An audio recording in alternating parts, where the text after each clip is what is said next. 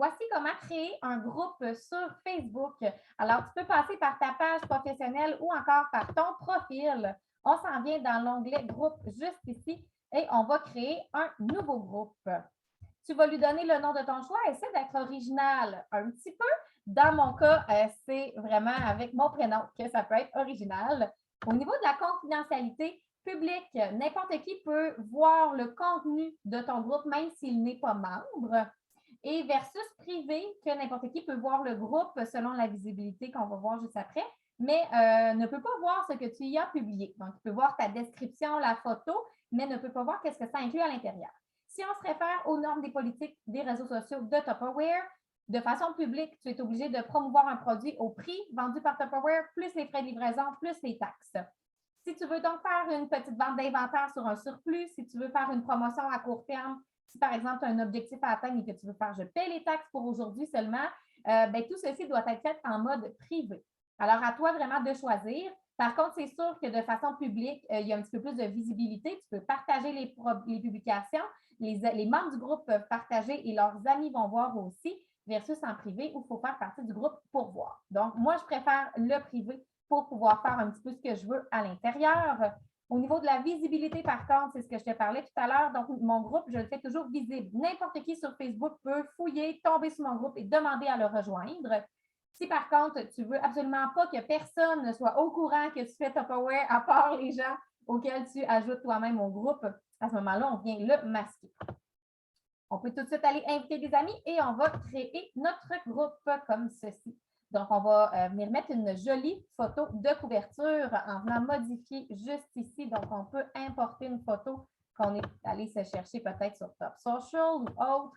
Tiens, je vais y aller avec des garde-gel comme ceci.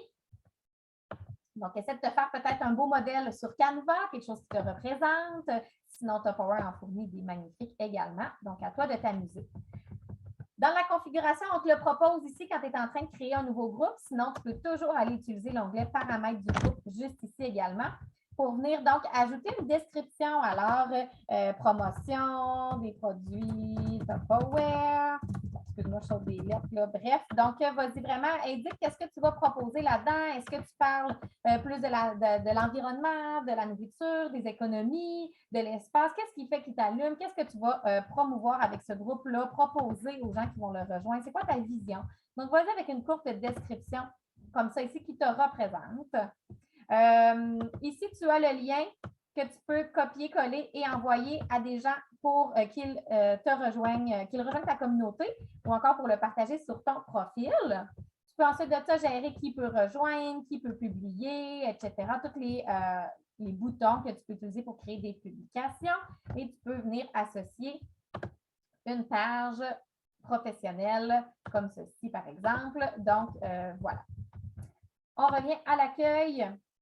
Oui, il y a le bouton inviter. Ici, on peut inviter des amis Facebook. Sincèrement, des fois, les gens ne voient pas. Donc, on peut l'envoyer également par email ou on peut, comme je te disais tout à l'heure, copier ton lien ici, l'envoyer en privé en mentionnant pourquoi tu as envie que les gens rejoignent ce groupe-là, qu'est-ce que tu as à leur offrir, etc. Et ensuite de ça, c'est le temps de commencer à créer des publications. Et la beauté d'un groupe, c'est qu'on peut programmer. Donc, juste ici, tu peux programmer à l'avance. Donc, je peux dire que le 11 mars à minuit, je vais publier cette publication-là. Donc, elle est programmée d'avance. Alors, on peut prendre un moment pour créer d'avance du contenu. Il y a plein d'autres belles fonctionnalités supplémentaires un petit peu plus poussées. Si tu as des questions, n'hésite surtout pas. Et sinon, je t'invite à mettre en administrateur et modérateur une page professionnelle. Dans les formations, on a appris que Facebook, comme ce n'est pas une plateforme de vente directe, c'est via soit Marketplace ou les pages pro que Facebook est fait pour promouvoir, vendre. Si ton groupe est uniquement associé à ton profil personnel, il pourrait avoir des risques que Facebook ferme ton groupe. Ce n'est pas quelque chose qu'on a vu, mais c'est quelque chose qu'on a entendu dans des formations. Donc, on nous recommande d'avoir une page pro, même si tu ne l'utilises pas.